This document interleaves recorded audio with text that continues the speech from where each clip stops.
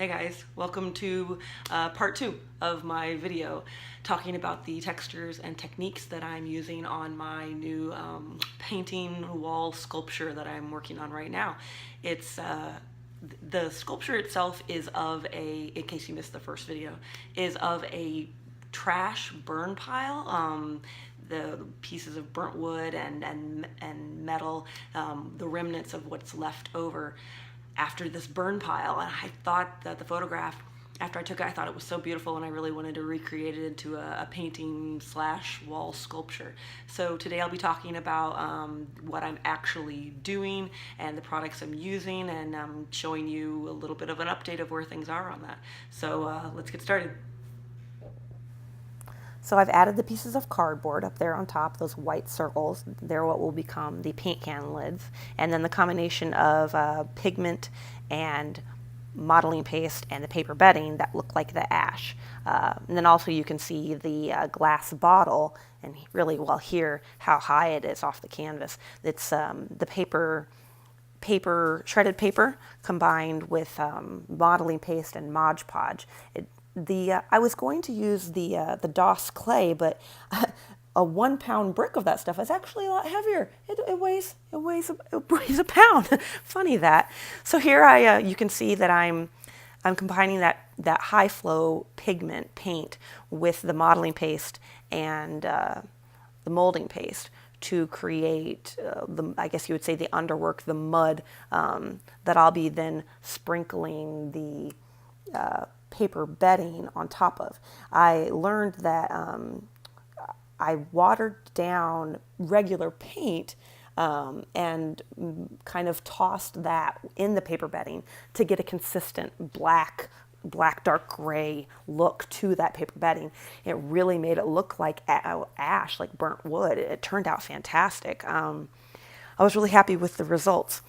So I'm using my fingers here to spread it out, get it the right height in places, and then sprinkling just the dry bedding on top of that.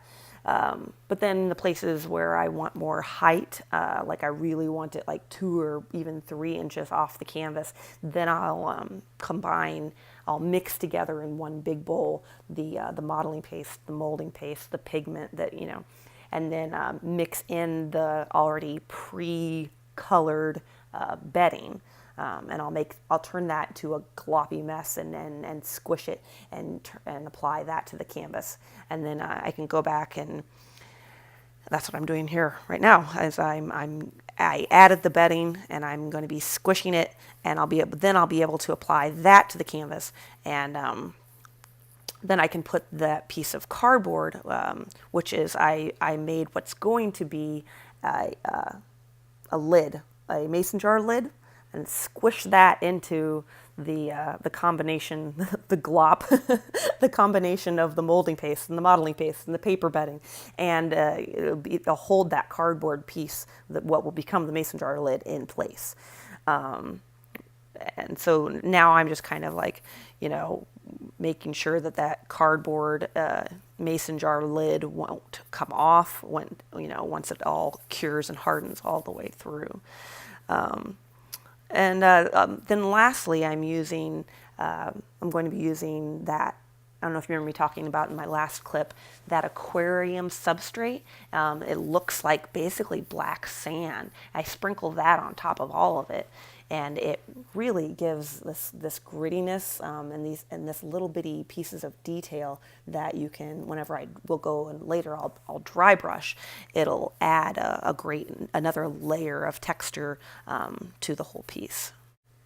So here is that combination I was talking about of the shredded paper, modeling paste, and Mod Podge that I can squish and apply to the canvas and shape it into just about anything. It's what I used to make the glass bottle, and then also the light bulb and what is going to become, I believe it's a little ink jar. It weighs significantly less than that DOS clay, that the paper clay that I was originally planning on using, and it's a lot smoother and easier to apply. I was really happy with the results. Hope you guys enjoyed watching me work with the paper and the bedding and the modeling paste today and applying it to the canvas. So next I'll be letting that cure for a couple of days, and then I'll be able to start painting, which is the exciting part. Right now this is like the construction part, which, the building part, but the next part is the part I really enjoy, the part that I find really fun. It brings the depth and the dimension. Yeah, I'm hoping to have this painting finished in maybe 2 weeks. We will see how it goes, and I hope that you guys enjoy this lovely weather this weekend. All right, thanks. Bye.